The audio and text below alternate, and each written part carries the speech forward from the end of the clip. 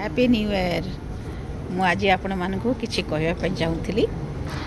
प्रति वर्ष नुआ वर्ष आसे नुआ वर्ष चली जाए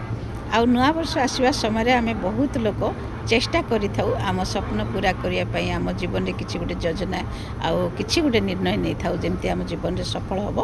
किंतु बहुत समय सफल होता है आउ बहुत थर आम फेल हो जाऊ आउ जनवरी आम स्टार्ट करूँ फेब्रुआरी मार्च आसवा भितर से सब किसी आउ से इंटरेस्ट से सब किसी आम जीवन थी न पारे कारण बेले बेले आम निज बुद्धि बल आम साहाय्य कर चेष्टा करता तेणुक आम सफल हासिल करि न था आउ जदि आम परमेश्वर ऊपर भरोसा करी तांको सामर्थ्य ऊपर भरोसा करवा ताहले सेटा निश्चय आम जीवन में सफल हम आउ आज ये नूतन वर्ष में मुझे कहवाई चाहूँगी जे परमेश्वर स्वभाव आम जीवन में आसवा दरकार से गोटे परमेश्वर हेबा सत्वे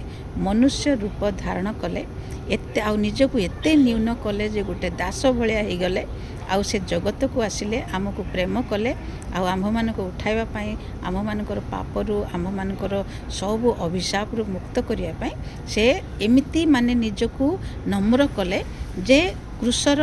वेदना भी से आम सहीगले आउ तेणु करी परमेश्वर तांको एते बड़ ना देले एते उच्चा ना देले कि तांकरी ना रे सब दुनिया जानुची और तांको ना गोटे दिन एमती हेबो कि समस्त विश्वास करिवे जीशु ही परमेश्वर अटंती आउ तांको नार तले से माने आंठु पाती स्वीकार करिवे परमेश्वर आमर ए होचंती आमर परमेश्वर आउ सेमती दिन आसुची आसीगलानी आउ आसीजिवो आउ पूरा दुनिया देखिबो जे प्रभु जीशु ही परमेश्वर अटंती आउ कहीं एमती है कहीं माने से परमेश्वर हेबा सत्वे से दुनिया रे आसिले आउ निजको गोटे दास भलिया से मना कले आउ निजको परमेश्वर